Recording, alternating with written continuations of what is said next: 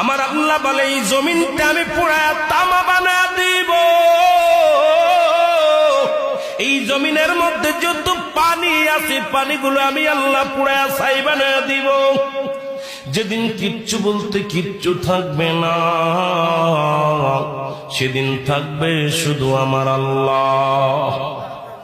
আজকে কার জন্য সুদ খাও, কার জন্য ঘুষ খাও, কার জন্য ব্যভিচার করো, কার জন্য অন্যায় করো রে মন, কার জন্য তোমরা এত বাহাদুরি করো? আরে আজকে একটা কথা বলতে গেলে কষ্ট হয়। এই জমিনটা আল্লাহ পুরায়া তামা বানায়া দিবে। এই জমিনের মাটিগুলো পুড়ে হবে তামা। এই জমিনের যত পানি আছে পানিগুলো পুড়ে হবে ছাই।